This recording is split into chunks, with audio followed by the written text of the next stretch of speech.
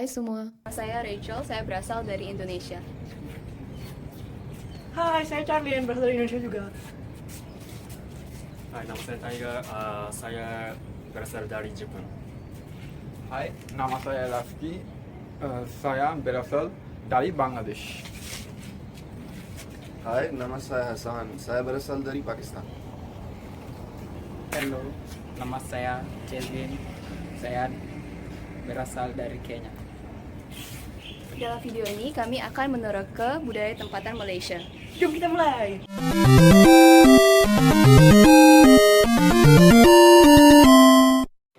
Hai, hari ini kami nak makan pagi kat restoran Fakir Biryani House. Pesanan kami sudah sampai. Kami sudah pesan satu minum ais. Dan satu teh ais. Charlie, awak tahu tak tapau itu apa? Apa tuh Rachel? Tapau ialah bungkus makanan untuk dibawa balik. Oh, macam tu. Terus, apa macam itu? Apa? Ini namanya ikat tepi mampu. Menarik. Jom kita coba. Jom. Lama dulu, minum dulu, dengar sini ku nyanyi. Gaya ais ini yang terbaik. Menisahkan dia tak buat muak dengan aroma makna yang harum dan tekstur ais yang lembutkan mulut. Minuman ini panas atau sejuk, rasa dia sedap dalam semuanya. Seterusnya ada teh ais. Itu untuk hanya panas mata hari ini. Tambah gula lagi nikmat. Seterusnya minuman kegemaran orang Malaysia. Kami juga ada pesan roti canai. Jom kita makan.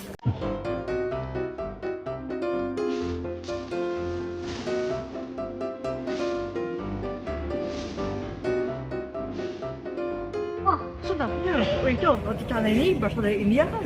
Ya, amat betul. Secara tradisional, roti canai dihidangkan dengan kari dal. Tapi sekarang ada banyak jenis roti canai dengan rasa manis hingga rasa masin.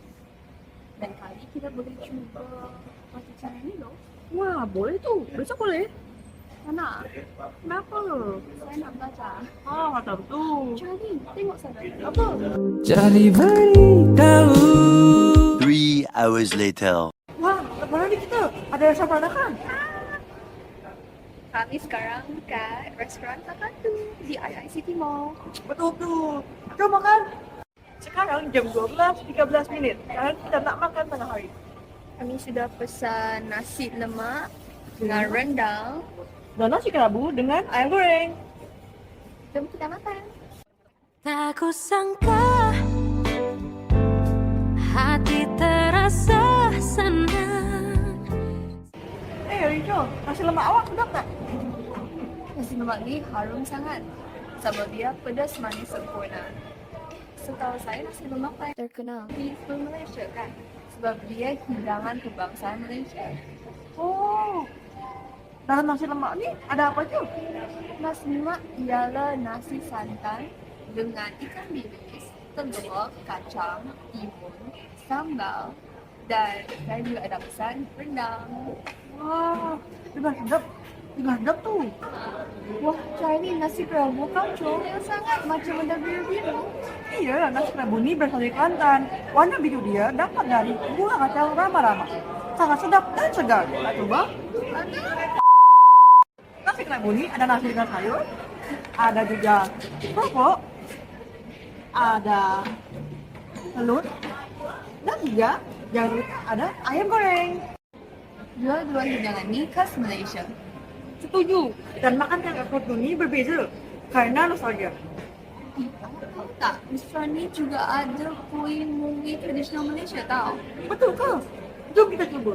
Kami ada pesan satu lapis merah, satu kuih seri muka, satu kuih lompang.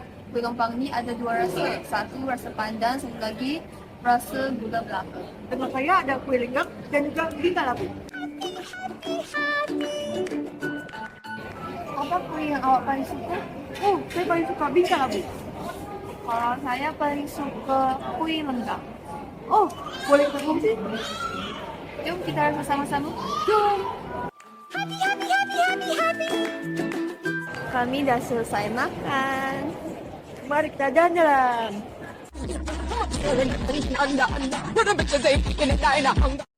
Sekarang pukul 7:11 malam dan kami nak makan malam kat Kopitiam Serai. Kami sudah pesan ke kuitiau, tak sabar nak makan. Ayah, kami lupa rakam lah. Dah lapar sangat. Maaf ya, dia sama dia.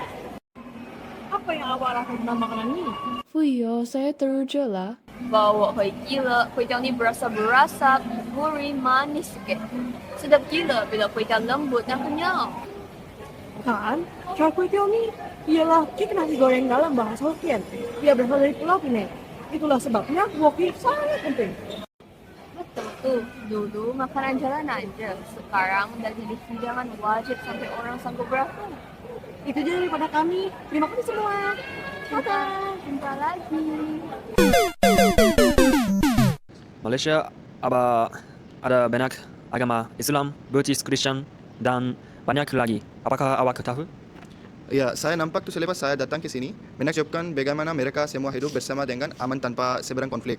Saya nak tahu tentang agama. Adakah awak tahu suatu hal? Islam adalah agama terbesar di Malaysia dan kebanyakan orang Melayu beragama Islam. Terdapat surau di banyak tempat seperti universiti dan pusat membeli bela. Agama kedua terbesar di sini ialah Buddhism. Awak akan menemui kuili Cina di sekitar Malaysia. Ya, banyak orang etnis Cina tinggal di Malaysia yang benar-benar membuat kepel bagian agama di Malaysia. Agama Kristen juga tidak merasa seperti Islam dan tidak banyak gereja di sini. Sebenarnya saya hanya melihat satu gereja ini sekitar sini. Terdapat juga agama lain di Malaysia seperti Hindu. Anda akan melihat kuili India, terutamanya di sekitar KL. Siapa nama awak? Nama saya Miki. Nama saya Aiman Anik bin Roslan. Saya berasal dari Kuantan. Bolehkah awak memberi maklumat tentang agama awak? I am Christian Protestant. Protestant is one of the three branches of Christianity. It is also, if I remember correctly, the most recent one. The other two is Catholic and Orthodox. Okay, so saya agama Buddhism. Itu macam Chinese temple atau Thailand temple ada itu Buddha. Itu saya agama saya lah. Agama saya ialah Islam dan kita sembahyang 5 kali sehari ikut agama yang pembelajaran yang diajar di negara-negara lain seperti negara Saudi Arabia. Biasanya berapa kali awak pergi ke tempat sembahyang awak? When I was a kid, I used to go like every Sunday, and then after COVID, I just stopped going completely. Saya memang kurang pergi lah. Tak ada pergi luar banyak lah. So kurang. Bagi saya, kita boleh sembahyang di rumah dan di masjid. Biasanya saya pergi masjid bila saya ada pada masa lapang saya ataupun kalau hari Jumaat lah memang kita perlu pergi ke masjid. Tapi biasanya saya sembahyang dekat rumah saja. Apakah pendapat awak tentang pelbagai agama di Malaysia? What I do know is that in Malaysia, a lot of people would say, and I think comparatively to a lot of other countries, Malaysia we have a lot of religious freedom, because our country is multiracial. But we also have when there's a lot of religion, there's bound to be a lot of tension, religious tension. So that happens quite often. Saya rasa macam harmoni lah di sekolah mah. Tapi saya tak tahu di luar macam apalah. Bagi saya, walaupun kita ada pelbagai agama di Malaysia, kita semua hidup dengan harmoni dan jaga satu sama lain dan tidak bergaduh. Sekian, terima kasih. Terima kasih. Seperti yang Anda saksikan keperbagaian agama di Malaysia dalam tema buah ini. Keharmonian agama di Malaysia ialah sesuatu yang patut dipuji namun masih belum sempurna. Di mana terdapat orang yang hidup bersama, elegan ideologi berbeza konflik atau perbezaan kecil ialah tidak dapat dielakkan, tetapi segala-galanya boleh diselesaikan dengan keharmonian, kasih sayang dan dialog yang aman. Jadi setiap orang mempunyai pendapat masing-masing tentang agama mereka dan tiada seorang pun daripada mereka yang hanya menganut tanpa sebab. Saya suka cara mereka menjalani kehidupan mereka sendiri. Saya fikir agama boleh mengembangkan nilai falsafah seseorang dengan kehidupan mereka sendiri dan itu bagus untuk diketahui. Kami sangat gembira mengetahui tentang kes agama Malaysia dan kami berharap Malaysia akan mengekalkan keamanan selama-lamanya. Terima kasih. Terima kasih. Bahasa di Malaysia, sebuah negara dengan banyak suara. Malaysia, sebuah negara yang bersemangat dan berbalang budaya di Asia Tenggara. Sebuah tempat di mana keberbagian bukan sahaja dapat dilihat, tetapi juga didengar. Di Malaysia berjalan di jalan bermakna dengar rebukan suara dari Melayu ke Mandarin, Tamil ke Inggris, masing-masing dengan rentak dan cerita tersendiri. Bahagian Melayu. Pertama, bahasa rasmi bahasa Melayu la dituturkan hampir oleh semua orang dan digunakan di sekolah-sekolah, kerajaan dan media komunikasi nasional. La adalah bahasa yang menyatukan negara.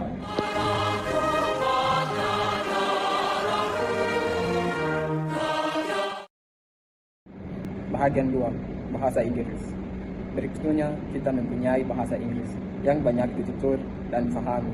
La dijari, la sekolah digunakan dalam tinggal dan sering dikampungkan dengan bahasa Melayu dalam perbulan harian. Halo, boleh bagi saya satu fillet of fish set? Besar? Just regular. Kamare? Ayo semua deh. Add one more 6-piece chicken nugget. Adi ba?